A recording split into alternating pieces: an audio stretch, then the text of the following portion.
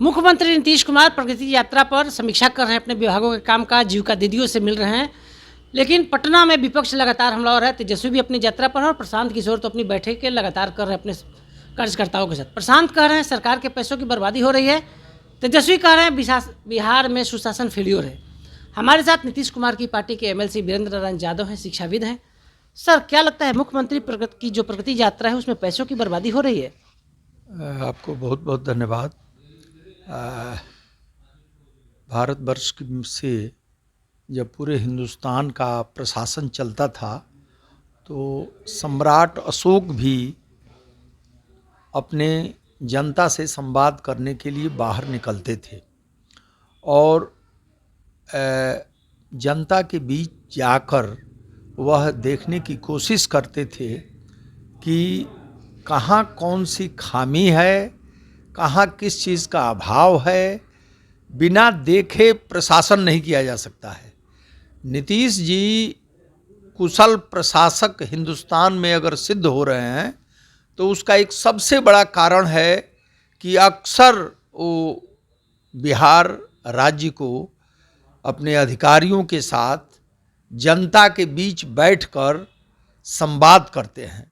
यह संवाद बहुत बड़ी एक लोकतांत्रिक पद्धति है जिसका प्रयोग माननीय मुख्यमंत्री नीतीश कुमार करते हैं।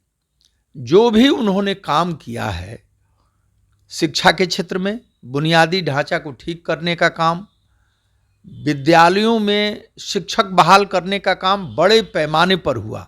इतना अधिक रोजगार कम समय में देने का हिंदुस्तान में यह अपने आप में एक अनोखा उदाहरण है।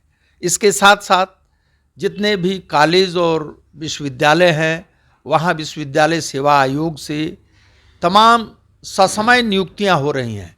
विश्वविद्यालय सेवा आयोग अपना साक्षात्कार लेने के तुरंत एक दिन भी समय नहीं लेता है और उसका परीक्षा परिणाम निकाल देता है। बिहार लोक सेवा आयोग ने भी जो नियुक्ति की है, विश्वविद्यालय सेवा आयोग ने जो नियुक्ति की है, उस पर किसी तरह का प्रश्न चिन्ह नहीं खड़ा है। हम लोग विश्वविद्यालय और कॉलेज से जुड़े हुए हैं।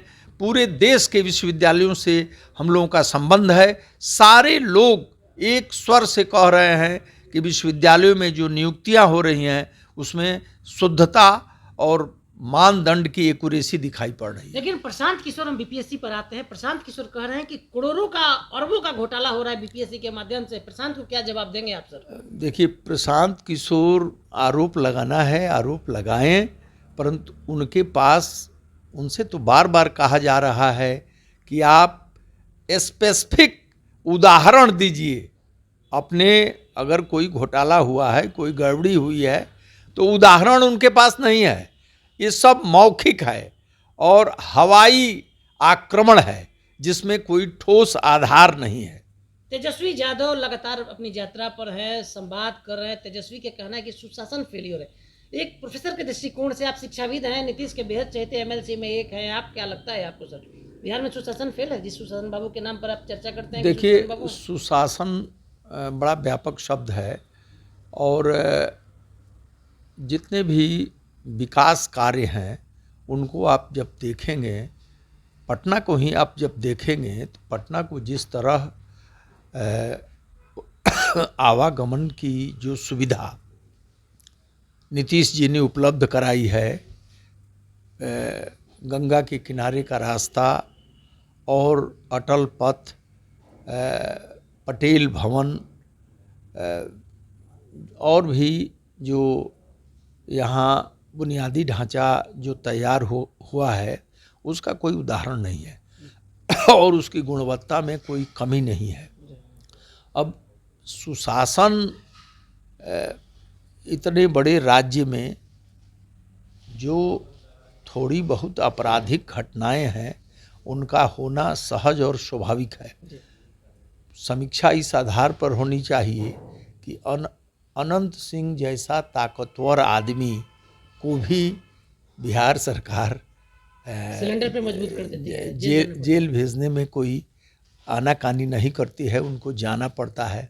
इसके बाद भी किसी को नहीं दिखाई पड़ रहा है कि सुशासन है या प्रशासन में कड़ाई है, तो इसको हम क्या कह सकते हैं उन लोग। तो आप सुन रहे थे बिहार के कुख्यात और सबसे बड़े बाहुबली अनंत सिंह का उदाहरण देते हुए 24 घंटा के अंदर अनंत सिंह को सरेंडर करना पड़ा एफआईआर के बाद, उदाहरण देते हुए तेजस्वी यादव प्रशांत किशोर पर बड़ा हमला करते हुए कह दिया कि नीतीश कुमार जो प्रगति यात्रा पर हैं, निश्चित रूप से सम्राट अशोक की भांति समीक्षा कर रहे हैं और प्रयास कर रहे हैं नीतीश कुमार। बड़ी बातें कह दिया है वीरेंद्र नारायण यादव ने, कह दिया कि सम्राट अशोक के रास्ते पर चलते हुए नीतीश कुमार बिहार के लोगों से मिल रहे हैं, समीक्षा कर रहे हैं, लगातार समीक्षा कर रहे हैं। एक्सक्लूसिव वीडियो हम कंट्री इनसाइट के डिजिटल प्लेटफॉर्म पे आपको दिखा रहे हैं, हमारे सहयोगी सन्नी के साथ कौशलेंद्र, पटना से।